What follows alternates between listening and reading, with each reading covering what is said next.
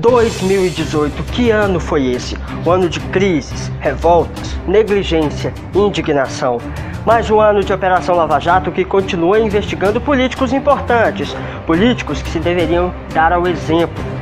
O ano da disputa acirrada à presidência da República e o ano que os caminhoneiros decidiram cruzar os braços e pararam o país. Acompanhe comigo o que foi destaque ao longo do ano. Começamos o ano com praticamente a mesma notícia de 2017. Um sistema prisional falido à mercê da sorte, rebeliões e brigas de facções criminosas em presídios, diversas localidades do país, assustou muita gente por aí. No meio político, polêmica, a deputada Cristiane Brasil foi nomeada como ministra do Trabalho, porém ela já havia sido condenada a pagar uma dívida trabalhista. A nomeação afetou, portanto, o princípio da moralidade que trata da ética e dos atos moralmente aceitáveis na comunidade. Em fevereiro, o carnaval movimentou milhares de foliões pelo país. Belo Horizonte ferveu com a folia. No desfile, as escolas do samba do Rio de Janeiro levaram críticas sociais para a avenida.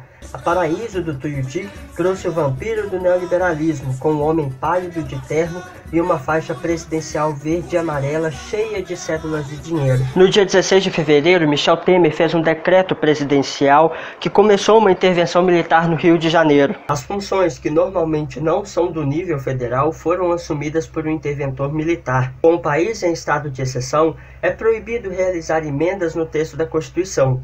Isso significa que a reforma da Previdência não pôde ser votada nem aprovada durante a vigência da intervenção militar. 10 dias após o decreto, Temer criou o Ministério de Segurança Pública por medida provisória a fim de combater o crime organizado e as facções de tráfico de drogas em trabalho conjunto com os entes federativos. Em março, o assassinato da vereadora Marielle Franco e do seu motorista Anderson Pedro chocaram o país. Eles foram mortos a tiros. No cenário internacional, lá na Rússia, o Vladimir Putin foi reeleito presidente para um 4º mandato.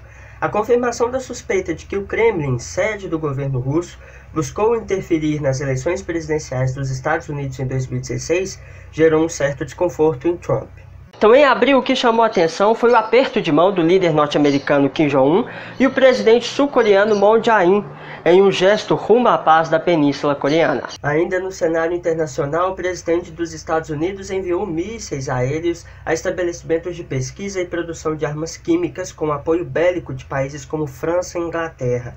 O bombardeio foi uma resposta ao ataque com cloro e sarin no início do mês, em uma cidade ocupada por rebeldes contrários ao governo de Bashar al-Assad. Aqui no Brasil, a Polícia Federal tem coordenado a Operação Scala, com o objetivo de apurar as acusações de lavagem de dinheiro e corrupção em um decreto do presidente Michel Temer, que teria favorecido empresas portuárias em troca de propina. O inquérito é consequência dos depoimentos de delatores da Operação Lava Jato. Em 2017, o presidente Michel Temer mudou a política de preços da Petrobras, fato que fez o valor do combustível subir cada vez mais alto. Você aí de casa com certeza não gostou dessa medida, assim como boa parte da população, inclusive os caminhoneiros, que cruzaram os braços e pararam o país. A manifestação, que teve forte apoio popular, causou uma crise de abastecimento e no transporte coletivo também de várias cidades do país. Com isso, o caos se instaurou em várias cidades. Por fim, o governo anunciou a redução de 46 centavos por litro do diesel. Esse valor se refere aos impostos do PIS, COFINS e o CID. Em São Paulo, o edifício Hilton Paz de Almeida, que era ocupado pelo movimento social de luta por moradia, desabou, levando à morte adultos e crianças que viviam ali. Na esfera política, mais polêmicas. De acordo com a nova decisão do Supremo Tribunal Federal, o foro privilegiado será mantido, mas com algumas restrições. Os parlamentares terão foro privilegiado apenas quando o crime for cometido no exercício do mandato e que estejam relacionados ao cargo que ocupam. Em junho, tivemos a Copa do Mundo direto da Rússia, onde a seleção campeã foi a da França. Em junho, a reunião dos presidentes dos Estados Unidos e da Coreia do Norte foi considerada um marco histórico. Isso porque ambos os países vivenciaram o auge das tensões nucleares. Os dois presidentes demonstraram o desejo de firmar um diálogo entre seus países, que não mantêm relações diplomáticas. Ainda falando sobre Donald Trump, imagens de crianças detidas em um armazém texano chocaram o mundo. Essa é uma das consequências da política migratória adotada por Trump. A comunidade internacional demonstrou indignação com as imagens divulgadas. Pressionado, Donald Trump teve que dar um passo atrás em sua política de tolerância zero com os imigrantes irregulares. Entre os meses de junho e julho, o mundo acompanhou atentamente a saga para retirar os 12 meninos e o técnico de um time de futebol de dentro de uma caverna na Tailândia. Em julho, o mundo refletiu sobre o uso de dados pessoais na internet. Tudo isso após o vazamento de dados de usuários do Facebook para a empresa Cambridge Analytica. Depois disso, o Senado brasileiro aprovou a Lei de Proteção de Dados. O Brasil parou no dia 8 de julho para saber se o Lula seria ou não libertado. O debate começou quando o desembargador de plantão, Rogério Favretto, emitiu um habeas corpus para Lula que deveria ser solto ainda naquele dia. Como Favretto não havia participado do julgamento de abril de 2018 que condenou Lula a 12 anos de prisão, o juiz Sérgio Moro questionou a competência do desembargador na decisão de soltar o ex-presidente. No noticiário internacional, Trump se reuniu com o presidente russo, Vladimir Putin, e reforçou a opinião positiva que Trump tem sobre o líder russo. Em agosto, o país recebeu milhares de imigrantes venezuelanos. A vinda deles para o Brasil foi motivada por um cenário de crise política, econômica e humanitária somadas a constantes desastres naturais na Venezuela. No dia 2 de setembro, o Museu Nacional do Rio de Janeiro teve seu interior destruído por um incêndio de grandes proporções. Sofrendo com os cortes de verbas há anos, o museu não tinha um sistema de prevenção de incêndio. Desde 2014, o museu não recebe toda a verba anual que deveria ser destinada à sua manutenção. Também em setembro, o candidato à presidência Jair Bolsonaro sofreu um ataque à facada. O autor Adélio Bispo de Oliveira foi preso e confessou o crime à Polícia Federal.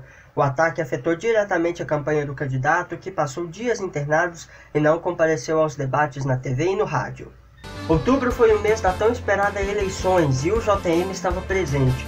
Realizamos em nossos estúdios entrevistas com candidatos a deputados estaduais e federais, reforçando o nosso compromisso com você. Jair Messias Bolsonaro foi eleito presidente da República com 55,13% dos votos válidos. A menos de uma semana para o primeiro turno das eleições, o juiz Sérgio Moro tornou pública a parte da delação de Antônio Palocci. A delação continha as seguintes informações. As campanhas de 2010 e 2014 teriam custado até 4 vezes mais do que o valor declarado à Justiça Eleitoral. Teriam sido desviados 3% do valor de todos os contratos de publicidade da Petrobras. Cerca de 90% das medidas provisórias alteradas nos governos de Lula e Dilma teriam sido conseguidas por meio de propina. E o ex-presidente sabia do esquema de corrupção na Petrobras desde fevereiro de 2007, segundo a delação de Antônio Palocci. Uma reportagem da Folha de São Paulo denunciou contratos milionários firmados por empresários pró-Bolsonaro para disparos de milhões de mensagens contra o PT no WhatsApp. A ação relatada pode configurar doação de campanha por empresas, o que é proibido por lei. A Folha também denunciou outra irregularidade no disparo das mensagens. A legislação eleitoral permite apenas que pessoas que se cadastram por vontade própria nas bases de dados de candidatos e partidos recebam mensagens e propagandas.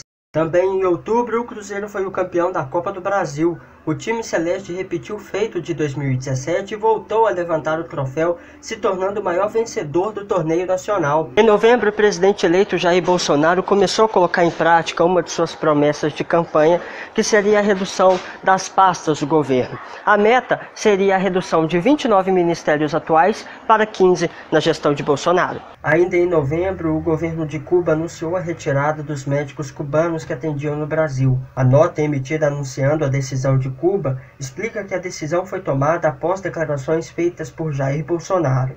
Para fechar o mês de novembro, mais polêmica. O Senado aprovou e o presidente Michel Temer sancionou o reajuste nos salários dos ministros do Supremo Tribunal Federal.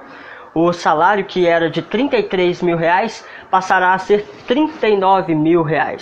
O aumento terá um impacto de 1 bilhão e 375 milhões de reais nas contas do governo. Enquanto isso, o meu e o seu salário tá assim, né? Daquele jeito. Em dezembro, a Operação Ross, que é um desdobramento da Lava Jato, cumpriu mandados de busca e apreensão em endereços ligados a Aécio Neves e Andréa Neves. A procura de documentos é baseada na delação premiada de Joesley Batista e Ricardo Saldi.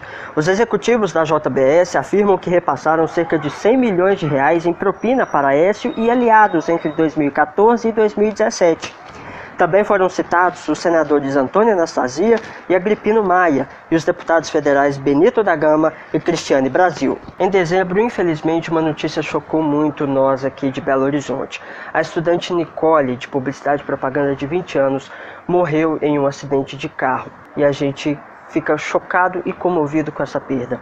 Sem dúvidas fará uma grande falta aqui pra gente. O médium João de Deus foi acusado de ter cometido abusos sexuais enquanto tratava de pacientes. Há pelo menos 300 denúncias em 10 estados diferentes. Também teve susto em dezembro. Um avião da Latam que ia de São Paulo para a Inglaterra teve que fazer um pouso de emergência em Confins após uma pane elétrica. O aeroporto viveu um dia de caos. Mais de 130 voos foram afetados. Um tsunami na Indonésia deixou 373 pessoas mortas e mais de 1.400 feridas, além de várias desaparecidas. O tsunami foi provocado pela erupção do vulcão Anak Krakatoa. O ano de 2018 está chegando ao fim. Eu desejo que o seu ano de 2019 seja recheado de coisas boas e produtivas. Muito obrigado pela sua companhia ao longo desse ano. Queria te dizer aqui em primeira mão que em 2019 tem muita novidade. Aguarda aí que você vai ver a partir de janeiro. Você pode participar com a gente pela hashtag TamoJuntoJM. Você daí do lado daí e nós aqui do lado de cá. Tchau, obrigado!